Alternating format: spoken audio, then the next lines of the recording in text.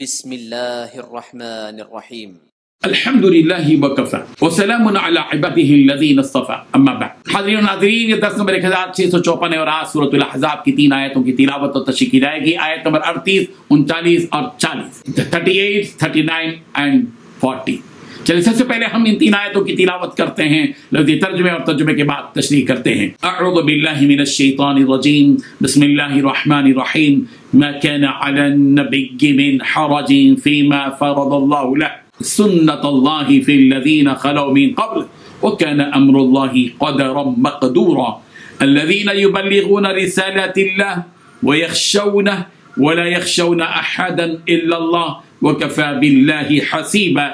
ما كان محمد أبا أحد من رجالكم ولكن رسول الله وخاتم النبيين وكان الله بكل شيء عليما صدق الله العظيم۔ لفظی ترجمہ یوں ہے، ما کان علی النبی، نہیں ہے نبی پر، من حرج، کوئی حرج، فیما، اس بات میں جو فرض اللہ نے فرض کر دی، لہو، اس کے لیے، سنت اللہ، دستور الہی کے، فی الذین، ان لوگوں میں جو خلو من قبل، گزر گئے اس سے پہلے، وکان امر اللہ، اور ہے اللہ کا حکم، قدرا مقدورا، مقرر کیا ہوا اندازہ، الذین، وہ لوگ جو یبلغون رسالات اللہ، پہنچاتے ہیں اللہ کے پیغامات، ویخشون، اور وہ ڈرتے ہیں اسی سے، ولا یخشون، اور نہیں ڈرتے ہیں، احدا، کسی سے بھی، الا اللہ، سوائے اللہ کے، وکفا باللہ، اور کافی ہے اللہ، حسیبا، حساب لینے والا۔ ما کان محمد، نہیں ہے محمد، ابا احد، کسی کے باپ، من رجالکم، تمہارے مردوں میں سے، ولکن رسول اللہ، لیکن اللہ کے رسول ہیں، وخاتم النبیین، اور آخری نبی ہیں، وکان اللہ، اور ہے اللہ، بکل شیء، ہر چیز کو، علیما، خوب جاننے والا۔ ترجمہ یوں ہے،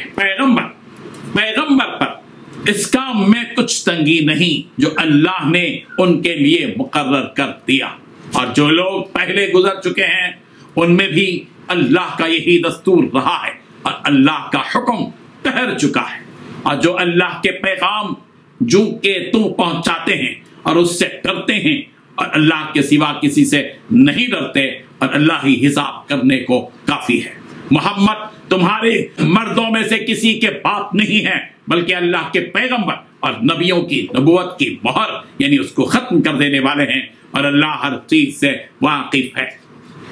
ان 3 آیتوں میں 9 باتیں بتائی گئی ہیں۔ پہلی بات، نبی کے لیے اس کام میں کوئی اعتراض کی بات نہیں ہوتی جو اللہ نے ان کے لیے طے کر دیا ہو۔ دوسری بات، یہی اللہ کی وہ سنت ہے جس پر ان انبیاء کے معاملے میں بھی عمل ہوتا آیا ہے جو پہلے گزر چکے ہیں۔ تیسری بات، اللہ کا فیصلہ نپاہ مقدر ہوتا ہے۔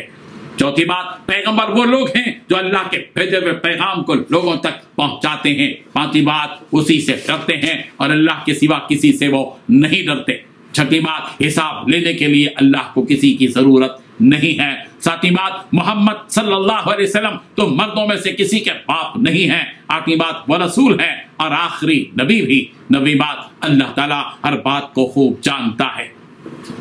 بزرگان محترم، رسول رحمت صلی اللہ علیہ وسلم نے حضرت زینب بنت جحش رضی اللہ عنہا سے جو نکاح فرمایا، اس نکاح کو جائز اور حلال بتلانے کے لیے یہ بات یہاں کہی گئی کہ نبی کے لیے اس کام میں کوئی اعتراض کی بات نہیں ہوتی جو اللہ تعالیٰ نے ان کے لیے طے کر دیا ہو، چونکہ اللہ تبارک و تعالیٰ نے خود اس سلسلے میں یہ جملہ استعمال کیا کہ زوجنا، کہا کہ پیغمبر ہم نے تمہارا نکاح زینب بنت جحش سے کر دیا ہے۔ جب اللہ تبارک و تعالیٰ نے خود رسول رحمت صلی اللہ علیہ وسلم کا نکاح حضرت زینب رضی اللہ عنہا سے کر دیا تو اس میں کسی کو کیا حق ہے کہ وہ اس معاملے میں اعتراض کرے،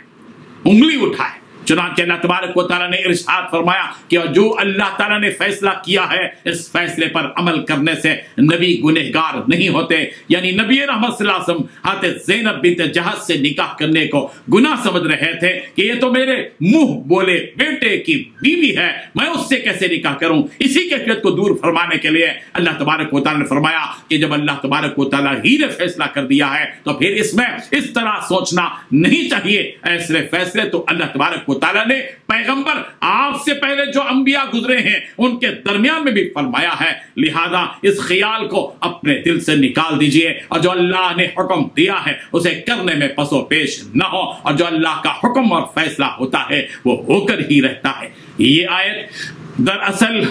یہود و نصارہ کے اعتراض کا جواب بھی ہے کہ وہ لوگ نبی رحمت صلی اللہ علیہ وسلم کو حضرت زینب بنت جہش سے نکاح کرنے پر طعنہ دیتے تھے، تو اللہ تبارک و تعالیٰ نے اس کا جواب دیا کہ اس میں کوئی نئی بات نہیں ہے کہ تم محمد صلی اللہ علیہ وسلم کو طعنہ دے رہے ہو، ان سے پہلے جو انبیاء کرام علیہ السلام گزرے ہیں، ظاہر بات ہے کہ ان کے سلسلے میں بھی اللہ تبارک و تعالیٰ کے اس قسم کے فیصلے ہوئے ہیں۔ حضرت داؤد علیہ السلام، حضرت سلیمان علیہ السلام، ان کے تو کئی بیویاں تھیں، اسی طرح اللہ تبارک و تعالیٰ نے حضرت محمد مصطفیٰ صلی اللہ علیہ وسلم کو بھی اختیار دیا ہے، وہ جتنے چاہے نکاح کر سکتے ہیں۔ البتہ بعد میں اللہ تبارک و تعالیٰ نے نبی رحمت صلی اللہ علیہ وسلم کی بھی نکاح کے معاملے میں تحدید کر دی اور کہہ دیا گیا کہ اب اس کے بعد آپ کو نکاح نہیں کرنا ہے، اور جو رسول ہوتے ہیں ان کا اصل مقصد تو اس دنیا میں آنے کا اللہ کے پیغام کو لوگوں تک پہنچانا ہوتا ہے، جس معاملے میں وہ لوگ اللہ تبارک و تعالیٰ سے بھی خوف کرتے ہیں کہ کیا ہم نے اپنی ذمہ داری پوری طرح